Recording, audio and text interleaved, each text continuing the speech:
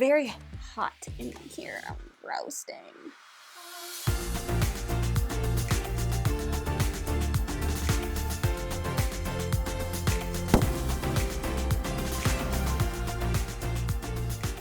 Hello everyone, welcome back to Foster the Meeple, a channel all about board games and board gamey things. Believe it or not, still alone. Unacceptable. I know. Don't I know it? Anyways, I am here today to do a video about solo gaming, but very specifically, Jeff and I have done a few of these videos in the past, like if you could only keep 5 board games, what 5 board games would they be? But this is going to be solo game edition, and I've decided to make it even a little bit more specific with solo only board games. Now, some of these, there will be people who will say, but you could play that co-op or you could do. These are meant to be solo only board games, okay? So that's what I'm going off of. So that's what this video is. I'm gonna pick the 5 board games that if I had to choose from my collection, which are the only 5 that I could keep, that I could play. Everything else was lost on a walk, maybe on a ferry ride. I don't know, why not? Get fancy with it. We're on a ferry ride and all, oops, the board games, they fell overboard. Why'd we take them on the ferry? Nobody knows. You shouldn't be taking so many cardboard things on a ferry. It's very wet. It'll ruin all your games. I approached this as trying to get not only the games that I really enjoy and love, but also a bit of a variety, a little variety of life. One of the games that I really wish I could have put on the list, but I can't, is Marvel Champions, because Marvel Champions is technically not a solo-only board game, even though I believe it plays best solo, but that's just my own personal opinion. All right, so the first game that I have on this list is going to be a button shy game. I probably could have made this list with 5 button shy games because I love their solo games. But if I had to choose one, and this will be my game that's just like perfect for travel, it's a quick filler, it's something that I can play in my hand, I pull it out all the time, I play this game all the time, and that is going to be Numbsters. Now, I talk about Numbsters all the time, so that's probably of no surprise. I can't imagine my collection without it. Like, I love it. It's bright pink. What's not to like? This plays off of the classic Because 7, 8, 9 joke, where you are going to have a row of cards. Shuffle them up, okay? Cards are all different numbers, and what you are trying to do, and the goal of the game, is to have the 8 card plus one other card be all that's left. So as you're playing, you are going to be having smaller numbers eat larger numbers, but they, generally speaking, have to eat them consecutively. So like a 1 would have to eat a 2. A 5 would have to eat a 6. But the 8 needs to be between them because 7, 8, 9, because of the joke. But what you can do, if that's not possible, is all of the cards have different abilities on them. So whatever card is at the front, you can also use that ability maybe to rearrange some stuff. And on your turn, you can also move the 8 card or swap cards, do those types of things. And it might sound simple, but it's extremely difficult to win because of how the cards are randomized at the beginning. I love this game because it is difficult to win, and that's kind of my ideal for a solo game. It's difficult to win, but it's super simple to learn. It's easy to play. I play this in my hand all the time. You can play it on the table. That's great too. Do whatever you like. There's also an Infinity expansion, which I do have. Haven't played with it yet, weirdly enough, but I think it's perfect. So this is my pick for like filler, travel, button shy game, basically. Some of the other ones I could have picked, Rove was definitely up there. I love Rove. I love Royal Limited. I love The Walking Dead. I love The Ugly Griffin Inn. Like, I love so many button shy solo games, but this one is my favorite. Next up, we're going for another card game, but it's going to be different. It comes in a box, and though this is transportable, this is not something that I feel like I could necessarily like play on an airplane tray, but it is something I would probably travel with. But this is a bit of a meteor card game, and that's for Northwood, which I've recently discovered and I freaking love. This is a solo-only trick-taking game. It's incredibly clever and, once again, incredibly difficult to win. In this game, you are going to have, I think it's 7 or 8 different fiefs, and each fief has a ruler, and that might be a lion or an elephant or a beaver, I don't know. And each of them will be kind of shuffled randomly and then laid out on a different number from 0 to 7. The numbers are representing how many tricks you need to win in order to persuade that ruler to kind of come over to your side.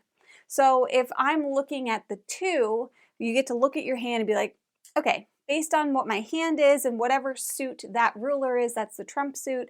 So maybe, yeah, I think I can actually, maybe I'll be able to win 2 tricks. So I'm going to go for that fief. Then, as you're playing, you are going to be flipping cards from the deck, and that is the card that ruler is playing, essentially.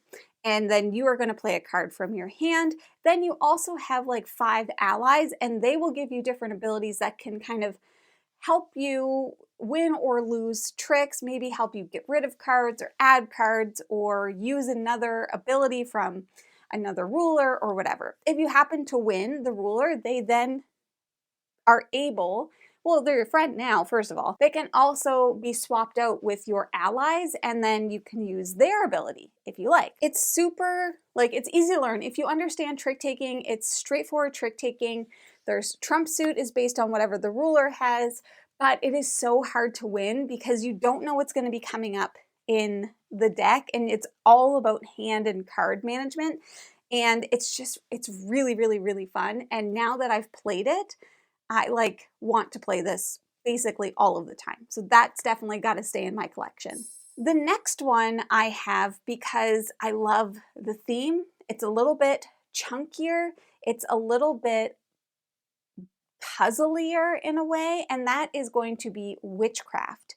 Now, there are other games in this line such as Resist, which is a very similar game, but it is a war setting. Witchcraft is a witch setting, and essentially what you're doing is you're trying to persuade jurors to come to your side. So basically you are going to be developing a coven, and that coven is going to have different witches in it. And each of those witches are going to have 2 sides to them. One of those sides is going to be something that's maybe not as strong, but after you use it, you get it back. Where the other one is, I think, what's the word? I can't remember what the word is, but essentially they're being exiled, and then you don't get to use them again. Some of the witches are part of an actual family, so they'll have the same last name, so they work well together. And basically what you're trying to do is you're trying to overcome challenges and bad guys, and you're trying to attack them and defeat them and put spells on them so you can overcome that. And once again, what you're trying to do is persuade the jurors to believe you and to be on your side, basically, by the end of the game. There's so much variety in this game because I think there's 56 different challenges. There's different jurors that can come up. There's different witches that can come up. There's all of this different stuff. And it feels unique and it feels extremely challenging. And I know a lot of people have said they feel like it's too challenging, but I think it's quite fun. And I actually kind of like losing it, which sounds kind of weird, but if you think about the theme, it's meant to be challenging. Witches did not have an easy time back in the day, and by witches I mean women. And the jurors also have missions and stuff that you're trying to complete. Anyways, there's so much that kind of goes into this. It's a relatively small box game, but it's a big challenge, and I feel like it's a lot of game in a small box with a ton of variety. And so that's one of the reasons why I want to keep it in my collection, because you need a lot of variety if you only have 5 games. And you need a challenge, and you need spooky season. Win, win, win. The next one I chose because I think this is one of the most unique games. I don't think that there's anything else quite like it. It's very fun, very challenging, and that is Black Sonata. Black Sonata is essentially a Shakespearean game where it's a solo-only hidden movement deduction game where you are trying to find the Dark Lady somewhere in London.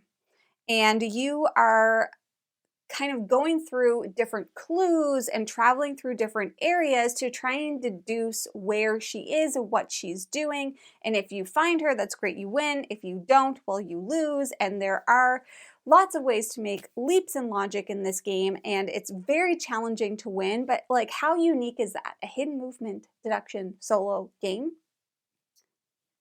Yes, it's great. And her location is all determined by like this specifically ordered deck of cards, and then there's all of these different symbols, which are essentially the clues that you are going to be kind of getting throughout the game. And you're using the clues that you're getting to deduce and figure out her identity, but then the more clues that you get, she becomes then harder to track. So there's also a bit of a balance that's going on in this game as well. But ultimately, like, it's just a super unique game. It's really fun, really challenging, and I feel like it kind of would round out this collection a little bit.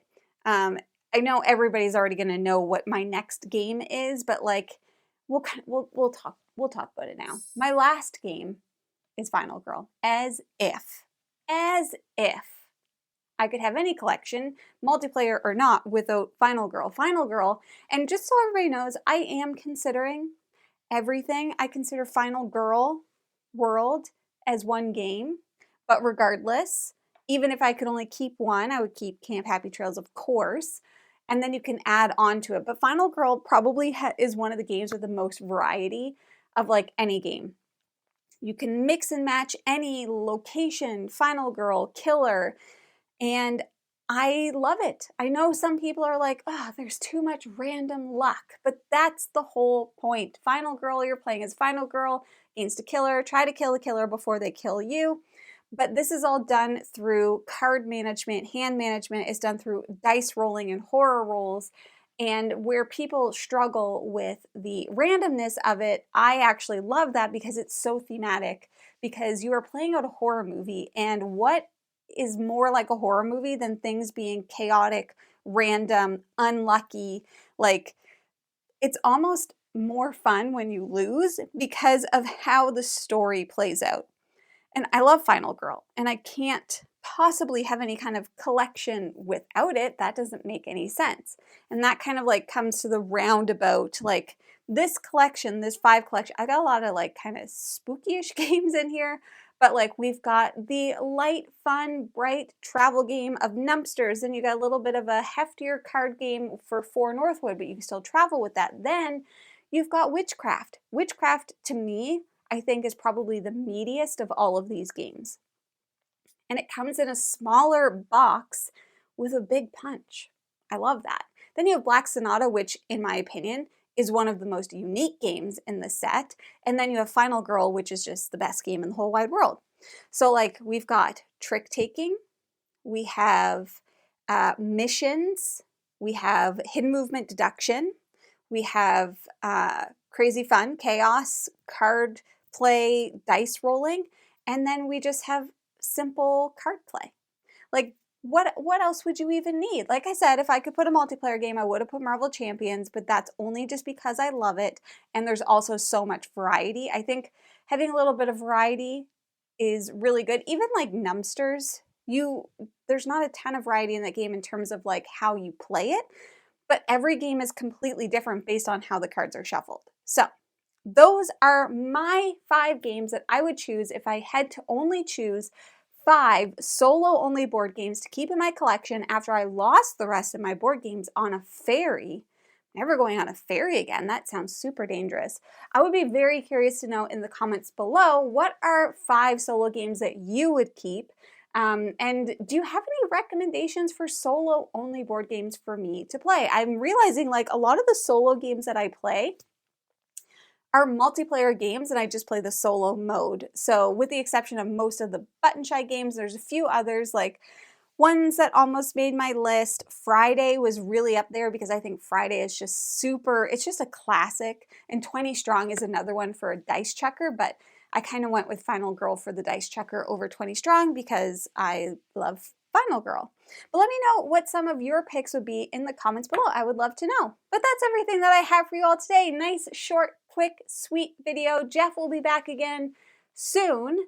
Like literally at the time I'm filming this, he'll be back in a couple of days. So he'll be back soon. We'll be back with more videos, but that's everything that I have for you today. Now, if you're interested in buying board games like any of the 5 that I mentioned today, you should first start by checking with your friendly local gaming store. And for us, that's the Boardroom Game Cafe. And if you like what you see, please subscribe. I hope to see you again soon. And now I say goodbye. Goodbye!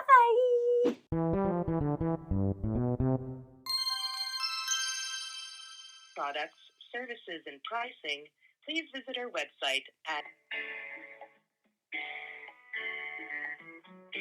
Please hold while I try to connect you.